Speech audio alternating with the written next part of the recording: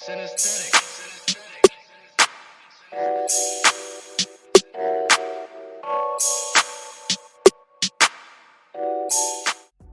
Daily news, breaking news, everyday news on Prince Mila Entertainment TV. Subscribe to the channel or follow us on all our social media platforms on Instagram, Prince Mila Entertainment, Facebook, our Prince Mila Entertainment, Facebook group, our Prince Mila Entertainment TV.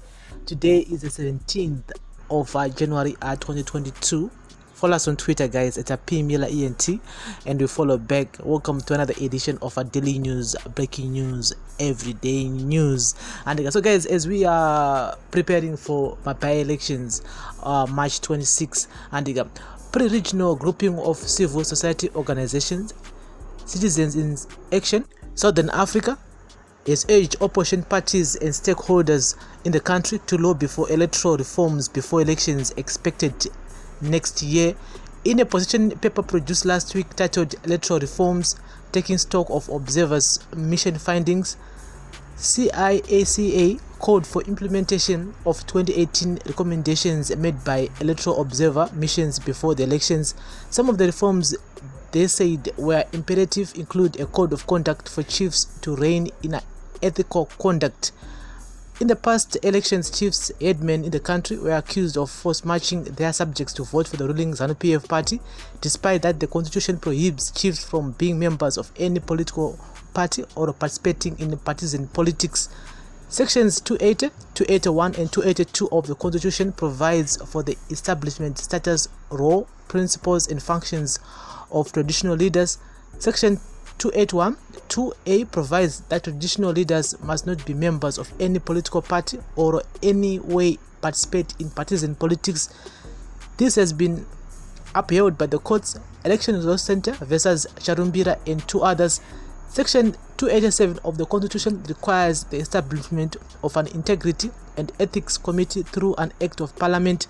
This act must provide for the establishment, membership and procedures of the committee to develop and enforce integrity and ethical conduct on the part of traditional leaders and to deal with complaints against traditional leaders, CICA said. On vote buying, it said that the Electoral Act barred the use of state resources to gain unfair advantage for the incumbent in an election. However, previous elections have witnessed the use of state resources such as government vehicles, buildings, money, and active involvement of government workers in campaigning for the incumbent. There is need to introduce deterrent sanctions to mitigate the abuse of state resources for the incumbent to level the playing field. SADC Parliamentary Forum norms and standards for elections in the SADC region are clear that in promoting the integrity of the electoral process, parties should not use public funds in the electoral process. The electoral law should prohibit the government from aiding or abetting any party in gaining unfair advantage, it said. CI and multi-party liaison committees were also critical to monitoring and evaluating the electoral environment.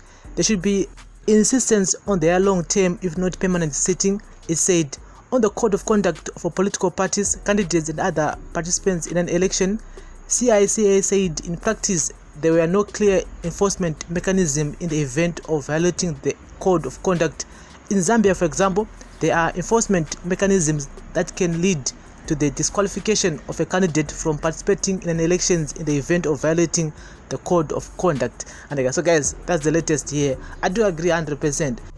Opposition parties and civil society organizations and also us as Zimbabweans, we need to push for my electoral reforms and before my elections 2023, even those by-elections are March 26, and because those 2018 recommendations akataurwa high, even the Mhlanhla commission wakataura futi one recommendations awakaita zvakare, all those should be implemented before any election happen in Zimbabwe. But all know that it won't happen because people who are in parliament, the opposition political parties are in parliament, some of these guys, they're just there for themselves. And because it's almost like 3 years, 4 years out in parliament since 2018, but hapana chaitika and hapana movement yaitika. Remember the same time it's saying kuti my reforms are going to go overnight.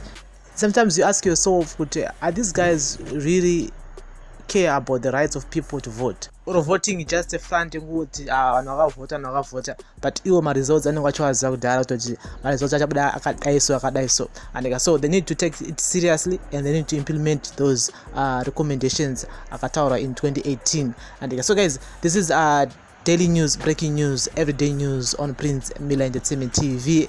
At the same time, we should uphold the rule of law. I think this is one of the reasons why the chief of my sanctions, because my chief said they are not supposed to be supporting any political party, but sometimes untowanzwa vachitoti nini ndiri muzanu PF kubvira nekubvira chibage chawo chowane because hausi muzanu PF motooneka kutoti pane pakaipa. And this has been happening even since Mugabe time, whereby my chief aitaura kuti vanhu ende munovhotera pakati, which is totally against our constitution of Zimbabwe. Motoshaya kuziva kuti zviri kufamba sei, but tinongosiya zvichingoenda and it's normal for us kuona chief achitaura kuti what inini I support this political party. Some of them, they don't want to come out and say, but unotongoziva vega kuti ndoivira vanenge vakamira. So guys, we're gonna keep on monitoring panyaya dzema electoral reforms here on Prince Miller Entertainment TV, on daily news, breaking news, on everyday news.